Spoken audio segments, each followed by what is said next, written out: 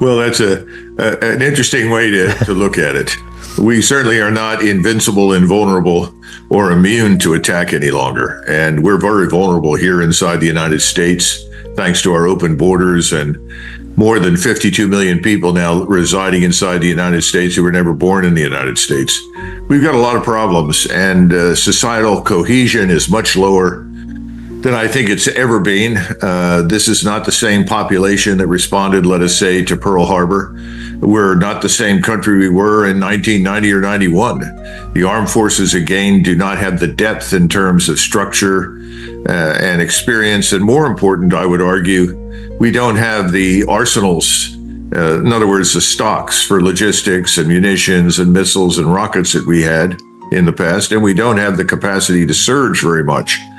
So I think we've been behaving very foolishly, acting as though whatever we do doesn't matter, that no one will fundamentally challenge us. And I think we're wrong. And I think there is a sense right now, not only in the Middle East, but certainly in Eastern Europe, that we are not particularly strong.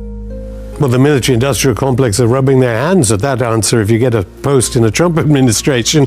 Is it a case of the money is being badly spent, or is it a case, because it's the biggest spender on the military in the world? Why is its force posture not better than it is?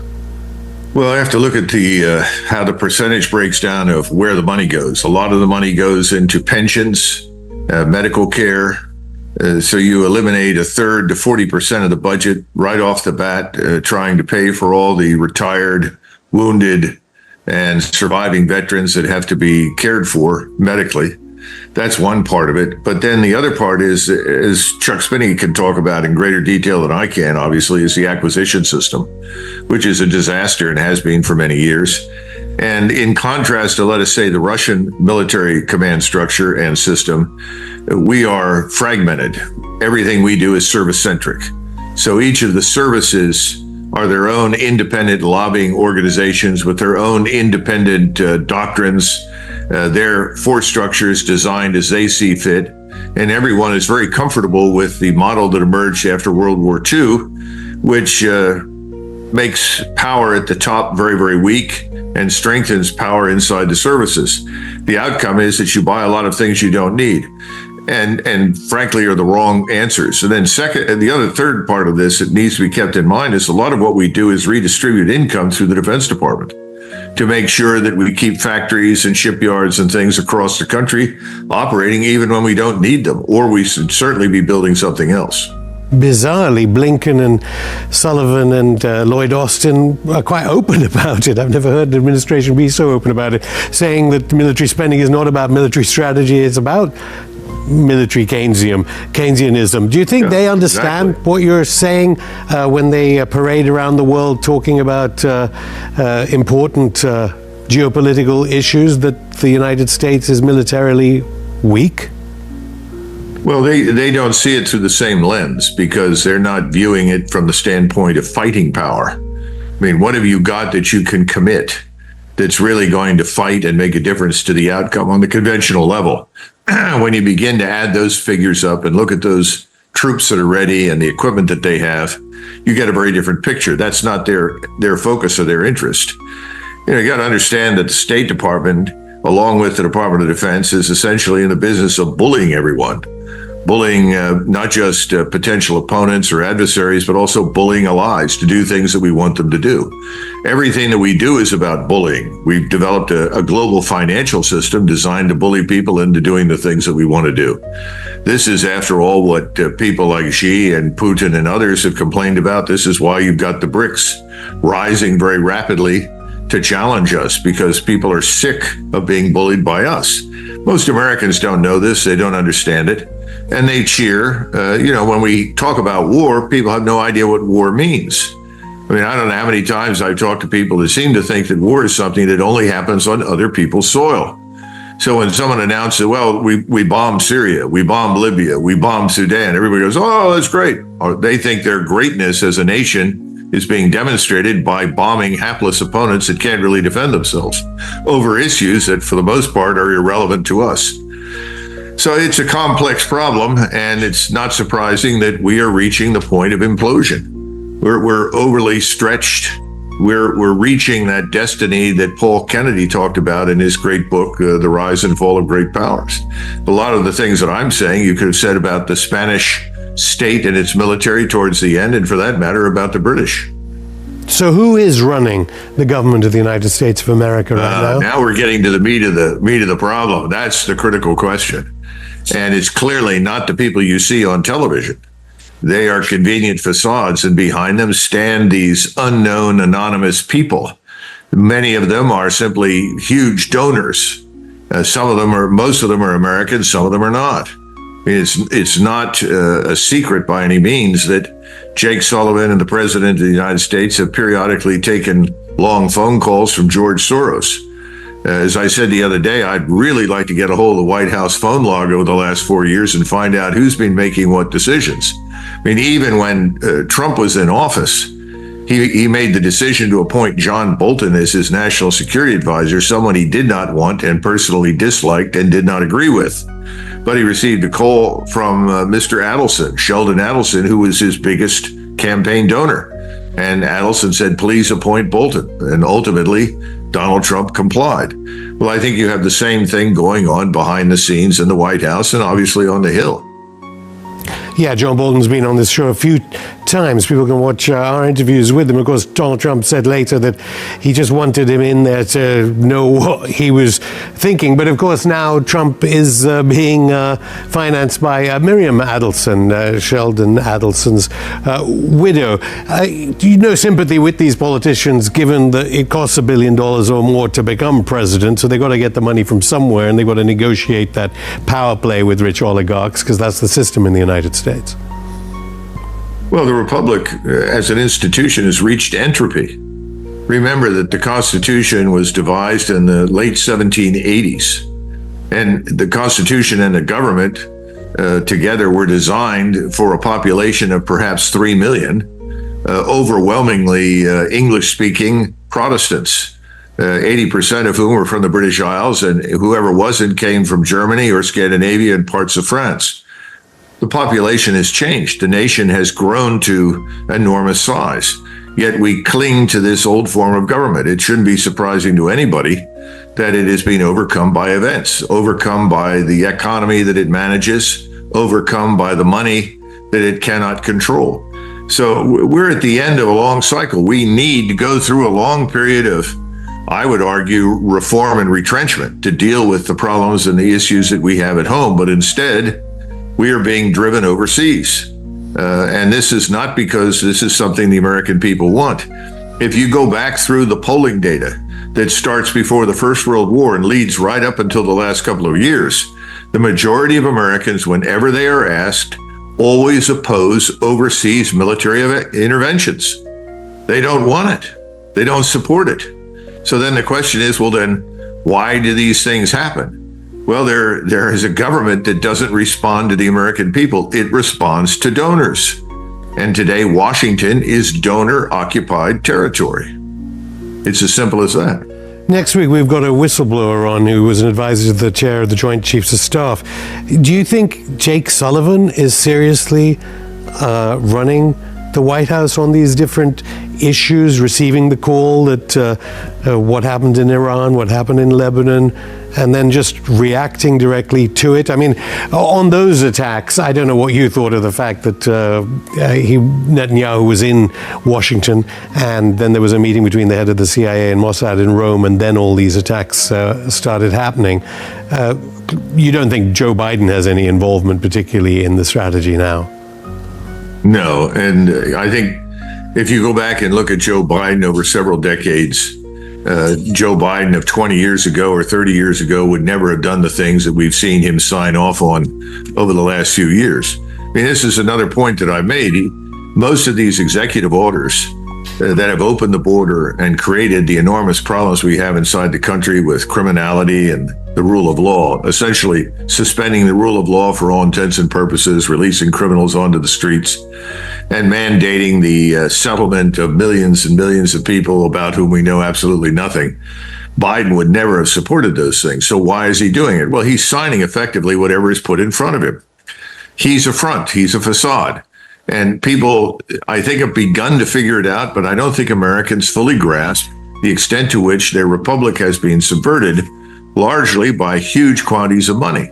And right now you have the IT billionaires pushing very hard on Trump's behalf against the uniparty on the left, because right now, if you look at Trump and Kamala Harris and what they're likely to do, the only big difference between the two is his stand on immigration and the border. Okay, Almost everything else, they're quite similar. Colonel Douglas Macgregor, I'll stop you there. More from the former senior advisor to the U.S. Secretary of Defense after this break.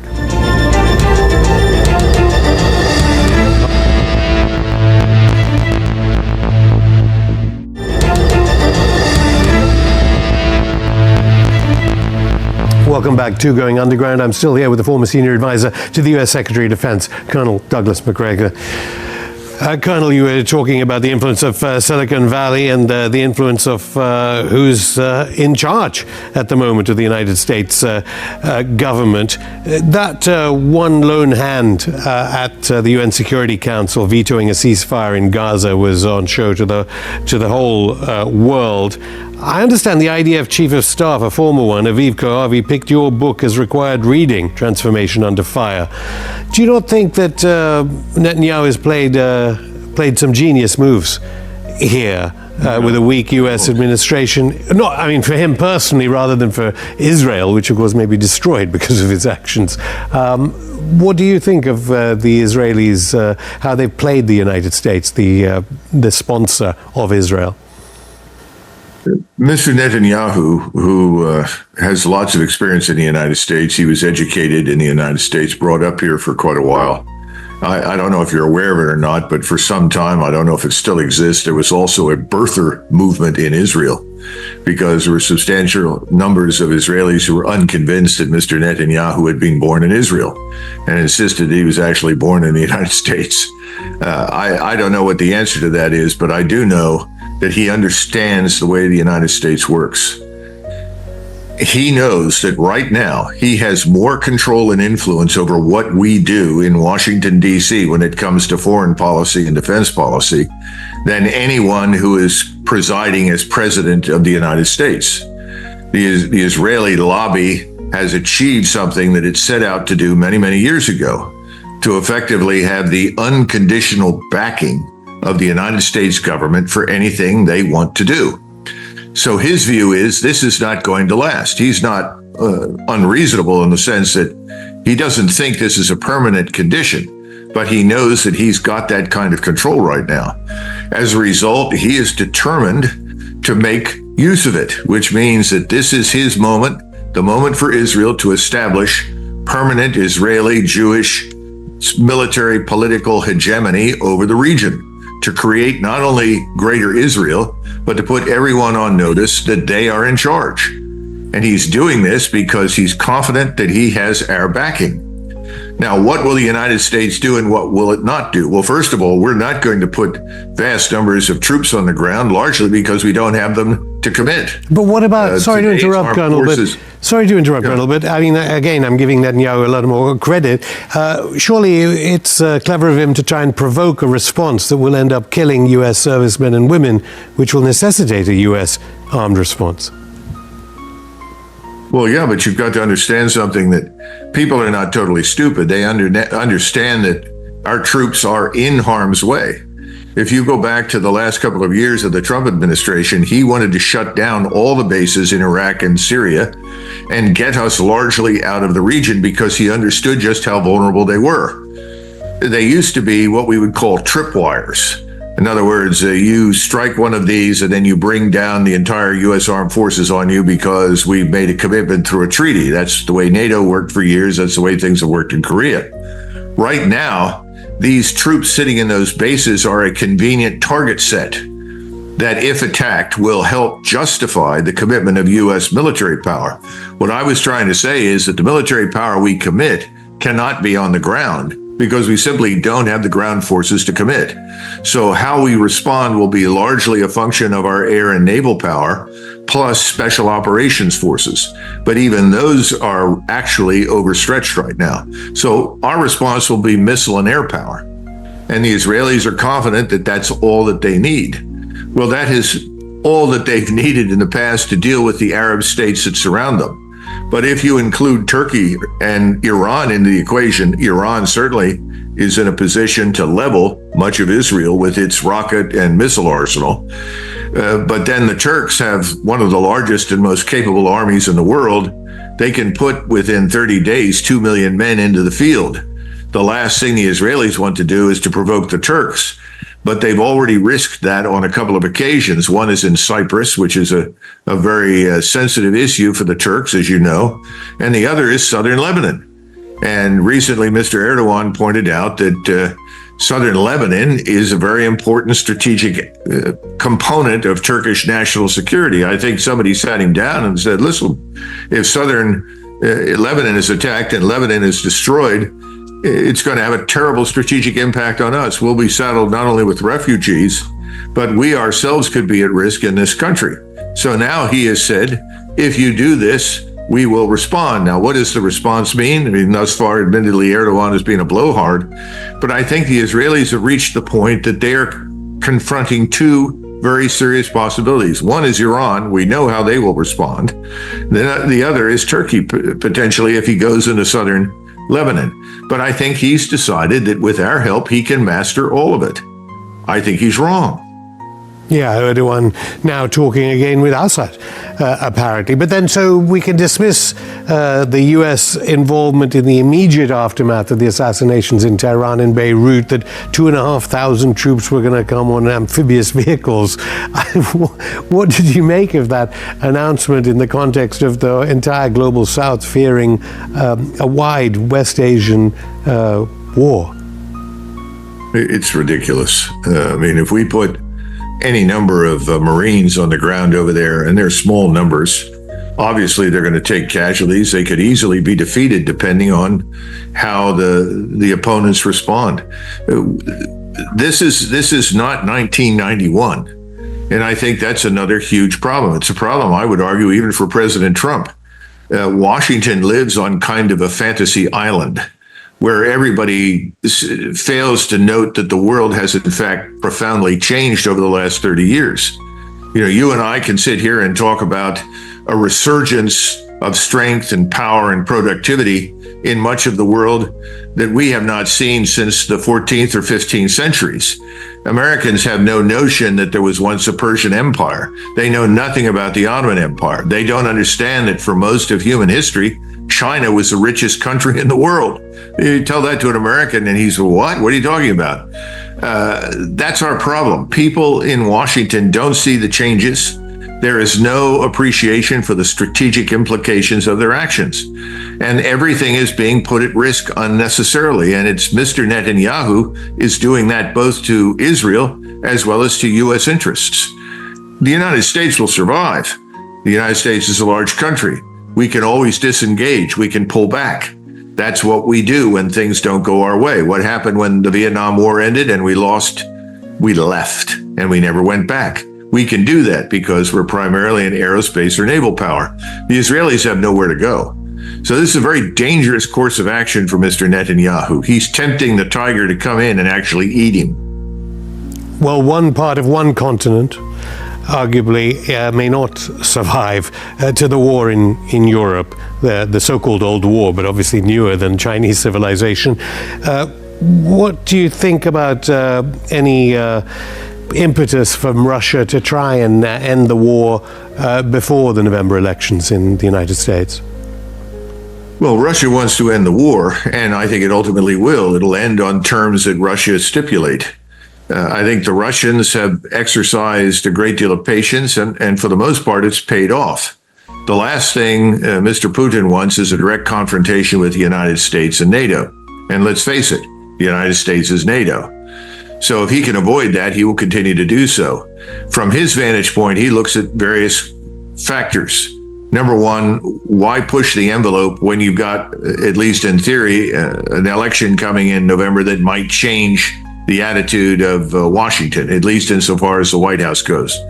So why not wait before you go full steam ahead in a place like Ukraine? The second thing is, Why not wait and watch the European governments collapse and fall? They're dealing with far more serious issues connected with immigration, deindustrialization, denationalization, essentially the destruction of the West. Why not wait a bit for that to have an effect? What is to prevent future European governments that fall from being replaced by those that say, look, we want out. We want an end to this, especially if you look at Germany, which is in a state of almost complete economic destruction. So I think he looks at those two things. And then finally, he sees that we're willing to embroil ourselves in the Middle East. Talk about being overstretched. We've been fighting on Russia's doorstep. Russia can fight all day long, all month long, and for decades on its doorstep. We cannot. I mean, it's like us fighting in Mexico. Easy. No challenge whatsoever, logistically or in material terms or military terms. That's not the case in the Middle East for us, and he knows that. We're already weakened, seriously. We've done enormous damage to ourselves in Egypt. All you have to do is look at Mr. Sisi's position. We have been doing everything in our power to help him, and we've been promising him the sky if he sticks with Israel and the United States. If he does much longer, he may not remain in power. And that's the other danger right now to many of the states that have cooperated with us in the past. If they stick with us and our policy towards Israel, they risk being removed. In other words, everything is shifting against us. And no one in Washington either cares or is interested because, after all, we're the center of the world. We're the world's great superpower. Who can challenge us? I mean, just think of the arrogance and ignorance that frames what I just said. Just finally then, and I should say, we'll have to leave it to immigration the next time we speak to you. Immigration arguably from the, as a consequence of all the US foreign policies that have been enacted. Why do you think, finally, it is that so many are now prepared to speak out? We've had, former chiefs of staff at the State Department, people advising Joint Chiefs of Staff, former officials. Why is it so many more people are now willing to speak out that we never had before against these policies that, say, Anthony Blinken and Jake Sullivan have been talking so loudly about these past 3 or 4 years? I think because conditions are very serious, and they realize that the future of our republic and our way of life here in the United States hang by a thread. I think they know that. But it really makes no difference what I say or what they say. What makes a difference is what the American people opt to do. And unfortunately, when you deal with great powers like the United States, history teaches until the population itself suffers, not a great deal will change. Until we see people at home harmed directly as a result of the things we do overseas, until we see our standard of living fall apart, our prosperity collapse, I don't think most Americans will be moved to do much. And that's why I was trying to get the point across that right now, if you look at the people that President Trump wants to install in places like the State Department, the Department of Defense, and other key cabinet posts, you look at the people that are there now, well, they'll be different people. But really, the thinking about the rest of the world isn't all that much different.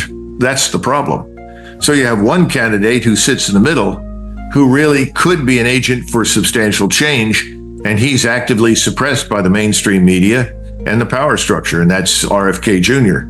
I'm not sure he can make it as a result. So you've got the uniparty versus him. And so you pick a wing of the uniparty. You pick the Trump wing, or you pick the Kamala wing. Which one do you want? Except RFK Jr. on Israel, of course, which is dependable by the deep state. Colonel Douglas Macgregor, thank you. Thank you, too.